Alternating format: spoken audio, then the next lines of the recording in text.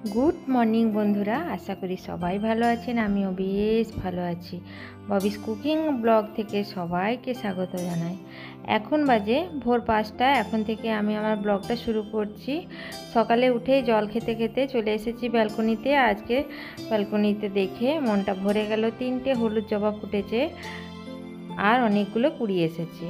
ওই গাছটাতেও, দুধি আলতা কালারের গাছটাতেও অনেকগুলো কুড়ি এসেছে, প্রথমেই দেখতে পেলেন। আর এখানে বেলি ফুলের গাছটাতেও বেশ কয়েকটা ফুল ফুটেছে আর কুড়িও রয়েছে অনেকগুলো।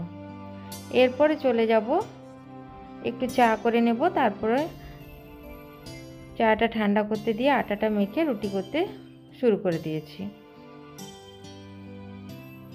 সকালবেলায় কাজ করতে আমার বেশ ভালো লাগে, আর প্রতিটা মেয়েই চায় তার সংসারকে সুন্দর করে গুছিয়ে রাখতে আর যতটা সম্ভব তাড়াতাড়ি কাজ করতে। তো আমিও ঠিক চাই এরকমই, কারণ আমার সকালবেলাটা ভীষণ তাড়া থাকে। কারণ সকালবেলায় রান্না করে আমি চলে যাব একটু মেডিসিনের শপে। যতটা সম্ভব তাড়াতাড়ি আমি যাওয়ার চেষ্টা করি, কারণ আমাকে তোমাদের দাদাভাই বলেছে একটু তাড়াতাড়ি যাওয়ার চেষ্টা করবে। তো আমি সকালবেলায় অনেক কাজ থাকে, তো সেই কাজ আমি ভাগিয়ে উঠতে দেরি হয়। তারপরে আমার একটা নেশা হয়েছে এখন একটু পুজো করা, বাগান বাড়ির থেকে ফুল তুলে নিয়ে আসা, প্রতিদিনের এটা নেশা হয়েছে। যাই হোক, আমি চাবি নিয়ে চলে যাই বাগান বাড়িতে, সেখান থেকে জবা ফুল আরও অনেক রকমের ফুল আছে সেগুলো তুলে নিয়ে আসি। তো এখানে রুটি করে আমি জলখাবার বানিয়ে নিয়েছি, জলখাবারটা শেয়ার করে নিয়ে এবারে চলে এসেছি ভাত চাপিয়ে ঝিঙে পোস্তটা রান্না করতে। তো আমি ঝিঙে পোস্তটা কিভাবে রান্না করি, আমি এইভাবে একবার রান্না করেছি, দিদির বাড়িতে খেয়েছিলাম, মানে আমার জায়ের বাড়িতে, বেশ ভালো লেগেছিলো। সেটাই আজকে আপনাদের সঙ্গে একটু শেয়ার করছি। প্রথমে তেলের মধ্যে আলুগুলো দিয়ে ভেজে নিচ্ছি,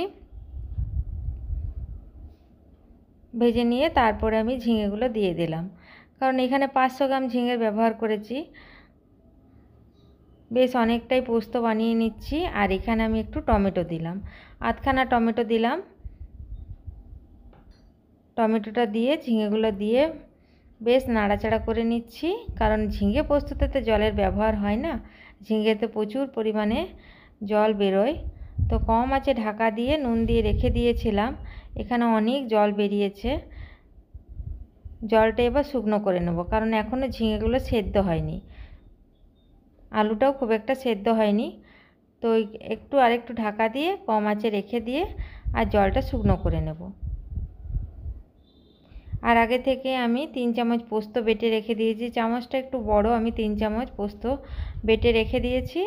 আর তার সাথে দিয়েছি 2টো কাঁচা লঙ্কা আর একটা শুকনো লঙ্কা।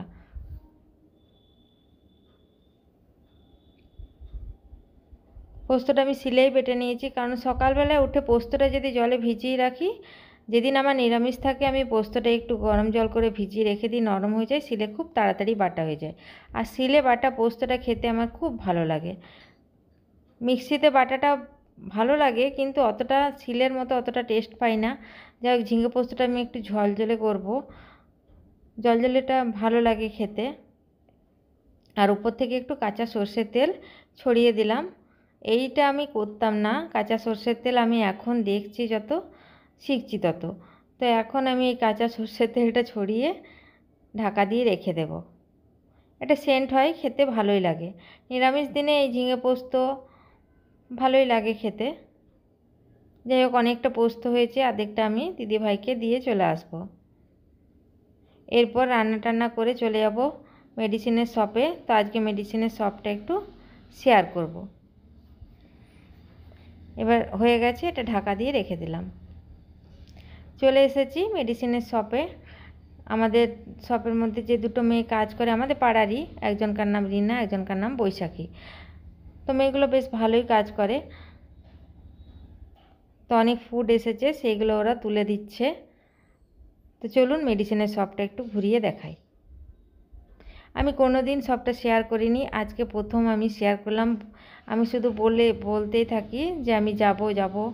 তো এই যে আমাদের এটা হচ্ছে মেডিসিনের শপ, সব কম্পিউটারে বিল হয়। তো এখানে সমস্ত বাক্সের মধ্যে ও মেডিসিন তোলা হয়, তারপরে এন্ট্রি করে কম্পিউটারে বিল হয়। আমাকে নিজেকেও একটু শেয়ার করে নিলাম। তো এবার বাড়িতে চলে এসেছি গ্যাসের পাইপলাইন বসবো বলে। এই যে পাইপলাইন বসাচ্ছে, প্রচুর ধুলো হচ্ছে। ড্রিল করলে তো প্রচুর ধুলো হয়, ড্রিল মেশিন দিয়ে আর ফুটো করছে, কারণ পাইপটা তো পিছন দিক থেকে আসবে। আর এত গরম যে কাজ করছে সে পুরো ঘেমে গেছে। তো প্রথমে ড্রিল মেশিন দিয়ে ড্রিল করে দিয়ে চলে গেল, তারপর পিছন দিকে পাইপ লাগিয়ে 2 ঘন্টা পর এলো।